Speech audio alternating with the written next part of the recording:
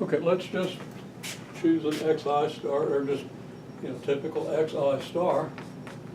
Then y goes from here to here, right? Now up here, since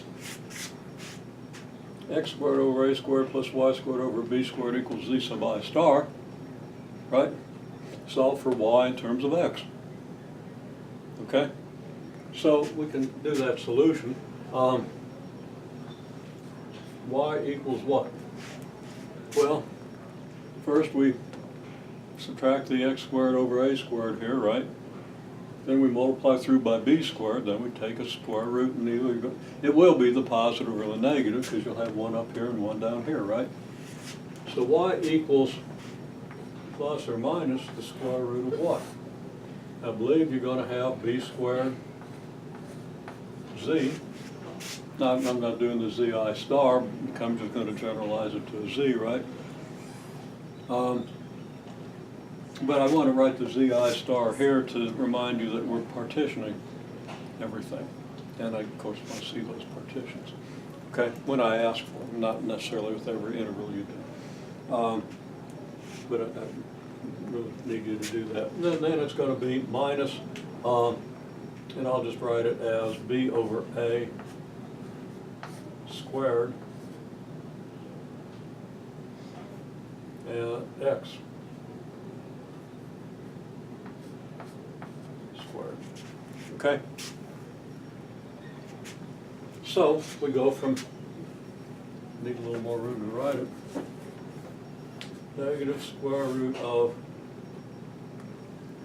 and actually I'm going to factor out the b squared. Okay? I need a little more room. Negative b times the square root of z minus x squared over a squared. Okay? 2b times the square root of z minus x squared over a squared. And then without writing it all out, we do the same thing if we want a y cross section. Okay? So if we want to,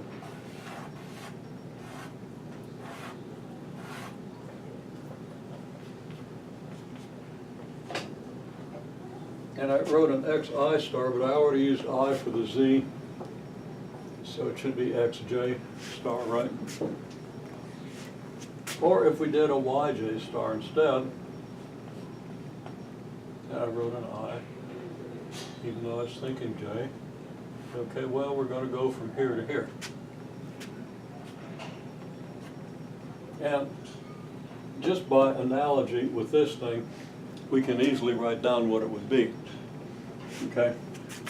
And I don't have room. I'll just write dots here, and then I'll write out the expression over here. It's going to be a times the square root of z squared minus y squared over b squared. Okay? Now that looks like the 8th root. Okay? But that's not really what it is. We'll put a little multiplication sign in here to make it even harder to read. Okay? Make sense? So you can easily do it. So now if we want the volume of the elliptical parabola, we can easily write the integral. Now you would typically, or you might well be asked to do all the summations and partitions and everything and totally explain where the integral comes from. Okay? But right now, just write down what the integral is. Okay? Your z has the fixed limits, so you're going to have to integrate with respect to z last, and z is going to go from 0 to 9. Okay? Then we partition the x first, at least in this case, right? So x is in terms of z. So it's from, didn't leave myself room to write the limits. negative b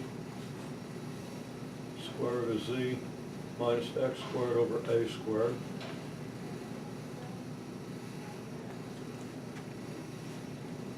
That's my limit on y. From negative a square root of z to a square root of z with respect to x, and then with respect to y from the negative b square root of z minus x squared over a squared to b square root of z minus x squared over a squared. Okay? And then if we wanted a moment of inertia about the x-axis or the y-axis or whatever, we could write in the mr squared term here. Okay? Or if we wanted a mass, we'd write in the density function, right? Which might or might not be a function of the three variables, but whatever it is, it could be written here. Okay? And then an analogous integral for that, and you ought to write that down. Now,